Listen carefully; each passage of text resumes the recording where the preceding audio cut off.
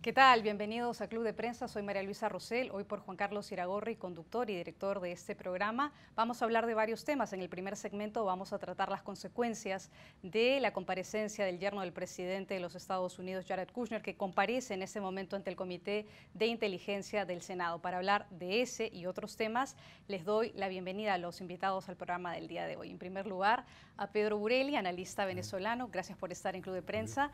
Bricio Segovia, corresponsal de W Radio de México. Gracias también. Gracias. Y por supuesto a Rubén Barrera de Noticias Notimex aquí en Washington. Gracias.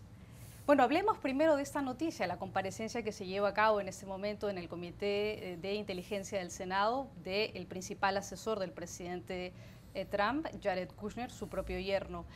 Él tiene que responder ante los miembros del comité sobre las reuniones que ha tenido, los contactos que ha hecho con el embajador ruso aquí en Washington, Sergei Kieslak, que era embajador hasta el sábado, ya se regresó a Moscú, y también tiene que responder sobre la reunión que tuvo tanto él como su cuñado, el hijo del presidente, el hijo mayor del presidente Trump, Donald Trump Jr., y el que era jefe de la campaña presidencial de Trump, Paul Manafort, que se reunieron en junio del año pasado con una abogada rusa en la Torre Trump para discutir asuntos que tenían que ver con la campaña.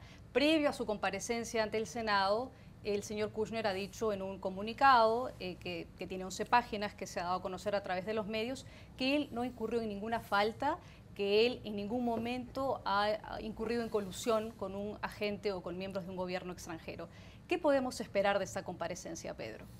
El contexto correcto de esto es una confusión que se ha ido enredando más por acciones que han tomado a posteriori y las decisiones que tomaron realmente que llevaron a esto. Yo no creo que el Trump y su equipo jamás pensaron llegar a la presidencia, nunca se imaginaron lo que esto significaba, nunca pensaron que se iba a designar un fiscal especial para investigar estos casos, y yo creo que se están enredando en sí mismos. Inclusive, parte de lo que le ocurre a Jared Kushner es que yo creo que él hizo él prohibió información para conseguir ¿cómo se llama? El security clearance, su nivel de acceso a temas confidenciales, dando lo que me imagino que su abogado le dijo: mira, esto es lo suficiente, aquí no tienes que dar más nada, esto no importa, esto vale. A medida que esto se ha ido enredando, ha tenido que ir dando más información, y cada pedazo de información adicional que da va enredando más el tema, porque la credibilidad es cero. Entonces, va de cero a negativo cada vez, cuando en el fondo quizás sí están dando ya toda la información no puede que no sea tan relevante, no sea tan así, pero la forma que se ha manejado, toda la actitud que han tenido ellos, tanto Trump como su yerno, hace que la gente no les crea. Entonces, el dilema de esto es, si sale toda la verdad, la gente le va a creer, va a servir de algo, o van a poder hilar el tema de que una reunión con un embajador, que por cierto no es regular, la reunión por sí, todos los embajadores buscan desesperadamente contactar a todas las campañas políticas, y se considera que es un trofeo de cualquiera, el embajador inglés, el alemán, el japonés, el coreano, cualquiera, si logra contactar a la gente principal de cualquier campaña política, sobre todo al final de las elecciones, cuando ya terminan siempre 2 o 3. O sea, digamos, eso no es ilegal. Eso no es nada ilegal. Obviamente aquí hubo, en el caso de Kushner, un tema bastante complejo que de repente desaparece, pero yo creo que es el que puede volver, cuando él le dice al embajador: mantengamos un canal de comunicación directo, otra vez utilizando los sistemas de comunicación de la embajada de ustedes, sin pasar, temiendo que alguien iba a oír esa conversación. Ahí es donde puede haber cometido un error. Eso no vuelve a aparecer. Ese no está en su declaración, no está explicado en su declaración, pero sí quedó evidente en cierta información.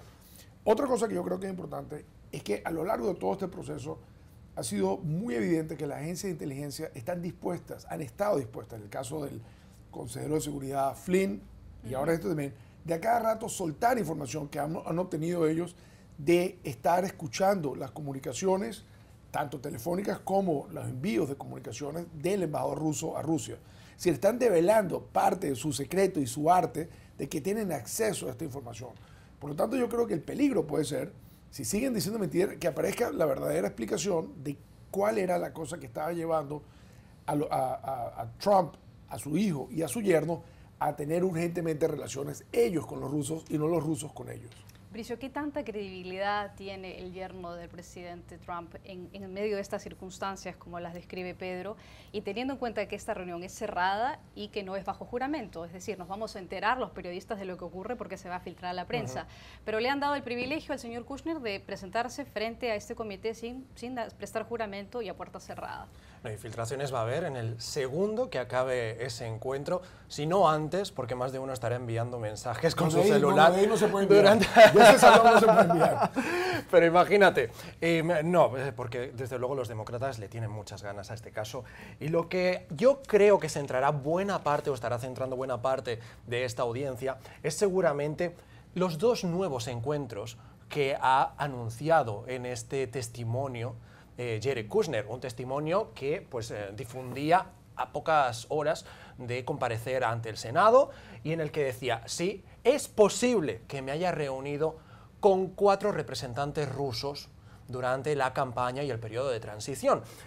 ¿Esto qué nos dice? Nos dice que aquí hay 2 encuentros que no nos había contado hasta ahora. Sabíamos el encuentro con el embajador ruso, con Sergei Kislyak, como bien decías, que el sábado ya dejó de ser embajador ruso aquí en Washington, y también pues con esta abogada rusa en la Torre Trump en Nueva York el pasado junio de 2016. Bien, los 2 nuevos encuentros, ¿cuáles son? Bueno, esto seguramente es lo que van a intentar averiguar en esta audiencia los senadores. Importante también pues, ver cómo se afronta todo esto en estos últimos días previos a esta comparecencia. Donald Trump con una pataleta constante, sábado, domingo y esta mañana el lunes, hablando de temas, centrando la atención sobre su fiscal general, Jeff Sessions, en lo que seguramente no deje de ser otra cosa que una cortina de humo para intentar echar un cable a estas comparecencias que se le vienen encima en el Congreso, porque recordemos que hoy abre la veda Jared Kushner, su yernísimo, pero también mañana martes va a volver Jared Kushner, y en ese caso en la Cámara Baja del Congreso también comparecerá para responder al mismo tipo de preguntas. Se espera que probablemente el miércoles también comparezca el que fuera su jefe de campaña, Paul Manafort, también su hijo, Donald Trump Jr. Por lo tanto, va a ser una semana interesante en el Congreso, y la credibilidad, me preguntabas tú al principio. Bien, yo creo que la tiene bastante baja, los niveles de credibilidad, porque en el momento en el que vamos descubriendo a cuentagotas que hay nuevos encuentros que nos han estado ocultando hasta el momento, ¿qué esconden? Rubén, ¿qué piensas? Bueno, yo creo que de lo que transpire hoy en este encuentro, digamos, parte ya lo conocemos, ¿no? Y lo conocimos a través de estas 11 páginas de este testimonio preparado que presentó Kushner ante este panel, que de alguna manera fue una suerte de, quizás tardía, tratar de retomar el control de la narrativa antes de que la narrativa lo rebase, lo cual yo creo que eventualmente va a suceder una vez que se empiecen a filtrar el tono y el curso que tomó este interrogatorio, bajo que curiosamente no le podría provocar o no podría tener consecuencias legales en caso de que omita algo por el hecho de que no va a estar bajo juramento. Y esta parte creo que nos lleva un poco a lo que decía Pedro al principio, de que si él no está bajo juramento, lo interesante va a ser qué tan transparente y honesto va a ser en este intercambio, ¿sí?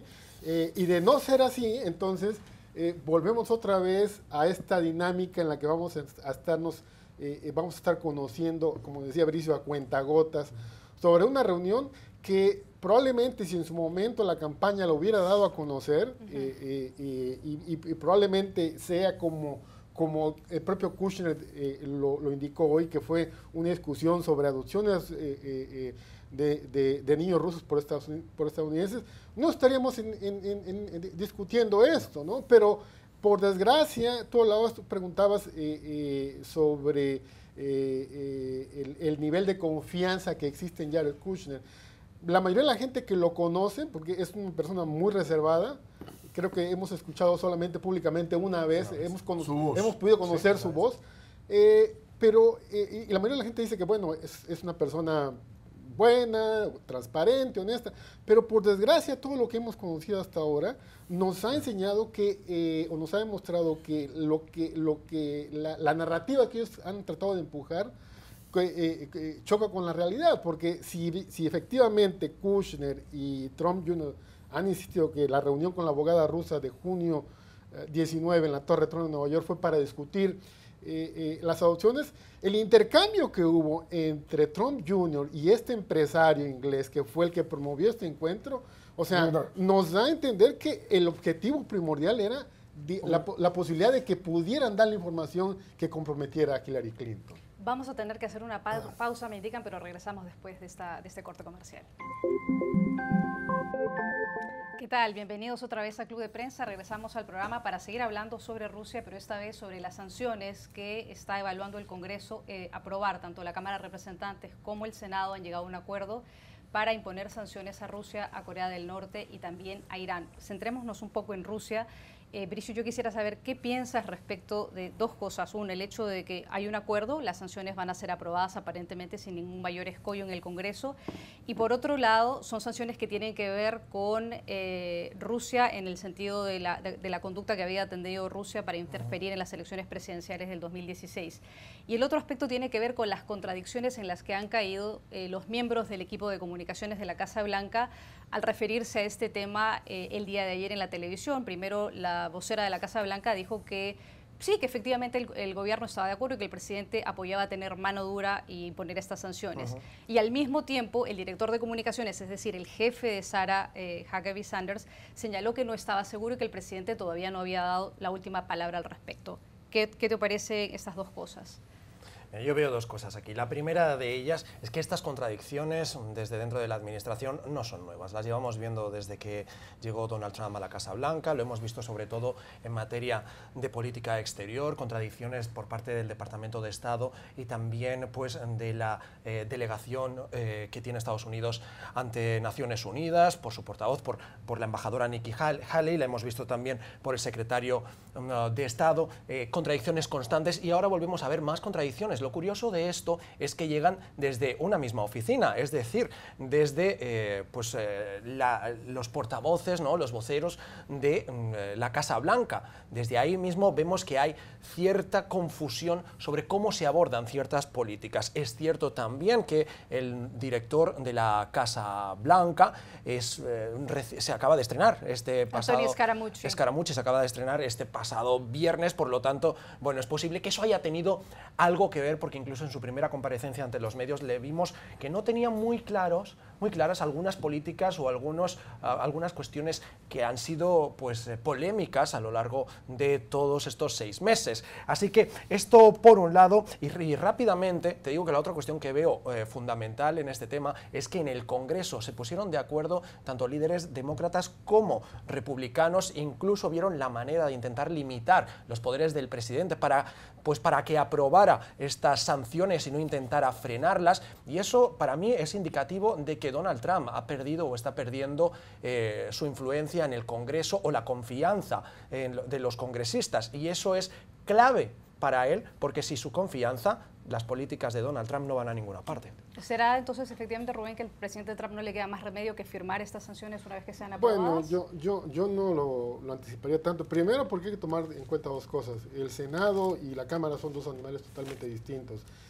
Los senadores republicanos tienen menos presión que los legisladores y eso se vio claramente en el pasado proceso sobre la reforma de salud. La Cámara Baja, con la mayoría abrumadora de los republicanos, aprobó la iniciativa de ley y eso no sucedió en el Senado. Yo lo que se ha visto hasta ahora es que hay una suerte de una actitud muy condescendiente hacia el presidente en la Cámara Baja, y eso creo que responde al hecho de que los legisladores o los diputados, como se llaman en nuestros países, sienten que el presidente puede ejercer presión sobre ellos a nivel distrital en las elecciones. Tenemos elecciones de medio término el próximo año. Así que yo diría, bueno, vamos a ver qué pasa en la Cámara Baja. Pero en la eventualidad de que la Cámara apruebe el paquete de sanciones, lo que va a ser interesante para mí es si el presidente decide utilizar por primera vez su poder de veto, anulando esa ley, lo cual obviamente avivaría más la especulación en torno a la posible colusión rusa, porque la gente, la pregunta natural sería, ¿por qué? Y lo segundo, si es que se cumple este escenario, lo interesante entonces después sería ver si existe la voluntad suficiente, sobre todo, insisto, en la Cámara Baja, ¿sí?, para ir en contra del presidente y echar al bajo el veto presidencial, lo cual, como dice Bricio, desde mi perspectiva, sí sería una clara señal de un rompimiento, de un quiebre y probablemente de la pérdida de apoyo para el presidente, insisto, en la Cámara Baja. Cambiamos de tema brevemente para hablar sobre Venezuela, sobre tu país, Pedro, porque esta semana es crucial para los venezolanos. El 30 de julio es el día de la convocatoria de la Asamblea Constituyente y se formó un tribunal paralelo con 33 magistrados. El presidente Maduro de inmediato tuvo una reacción en contra de esa decisión que fue por parte de la oposición y se detuvo a uno de los magistrados, que es Ángel Zerpa. Cuéntanos un poco quién es Ángel Zerpa y qué significa esta arremetida nueva del gobierno de Nicolás Maduro contra la oposición. Bueno, primero es que te quiero recordar que nosotros hemos tenido semanas cruciales desde hace años. O sea, todas las semanas parecen ser cruciales y todos siempre pensamos esto no puede ocurrir, si pasa esto va a pasar aquello, esto llegó aquí, hasta aquí llegó el límite. Yo lo tomaría un poco como referencia cuando se ganó la elección parlamentaria en diciembre del 2015, que la oposición ganó, la gente pensaba esto resuelve el problema, para mí siempre fue aquí comienzan los problemas, ¿no? Esto no es posible, la cohabitación, esto no se va a resolver, esto lo que va es avivar la lucha política. Yo por eso también veo que esta semana, por más que la gente la está viendo como que hay que parar esto, yo creo que el gobierno sabe que tiene básicamente una bomba amarrada alrededor del cuello, le va a estallar, no tienen alternativa, no saben cómo quitársela ahora, han tratado de negociarla, la trataron de negociar a cambio de la consulta popular, la han tratado de cambiar a cambio de pacificar la calle, la han cambiado a tratar de ofrecer unas elecciones regionales a final del año, y de ninguna forma la oposición ha entrado en el juego de la negociación. Por lo tanto, el gobierno sabe que está camino a un evento que va a ser absolutamente repudiado en el mundo y va a ser absolutamente minoritario. Por lo cual, si llegamos al final de esta semana y se logra eso, la próxima semana va a ser la semana crucial. Es decir, de alguna forma, creo que no nos estamos bajando de este espiral un poco de confrontación en la cual el gobierno cada vez está reducido a una minoría y ya no gobierna, sino reprime. Entonces, ahí vengo al tema, ¿cuál es la decisión que toman con respecto a una decisión absolutamente ajustada a ley que toma la Asamblea Nacional de nombrar una nueva Corte Suprema? Bueno, decir, voy a apresar a todos, y como dice Maduro, a uno por uno los voy a apresar. Yo creo que Maduro o está loco, o está jugando el juego de volverse lo suficientemente loco para que finalmente alguien le dé lo que le está pidiendo o que él necesita como negociación, que es asilo e impunidad en algún lugar. Entonces no sé si está jugando el juego del presidente loco, porque si no está jugando el juego, si no está haciendo esto por negociación, y en realidad él piensa que puede apresar a cada uno de estos miembros y puede seguir con una estrategia en que no gobierna, pero solamente reprime, yo creo que entonces tenemos un enajenado que habrá que sacar de cualquier forma.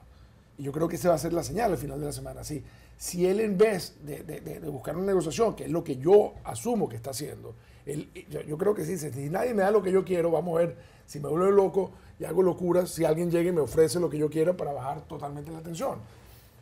Entonces, el dilema es ese, el dilema es que estamos manejándonos con falsos tiempos, y yo creo que podrían fácilmente llegar al final de esta semana con muchísima más tensión de la que hemos visto, y empezar el lunes con muchísima más tensión de la que tuvimos esta semana. Regresamos después de esta pausa. ¿Qué tal? Llegamos así al final del programa del día de hoy. Les agradecemos su sintonía y también, por supuesto, la participación de nuestros invitados, Pedro Burelli, analista de Venezuela, Bricio Segovia de la W Radio de México y, por supuesto, Rubén Barrera de Notimex. Muchas gracias a los tres y a ustedes.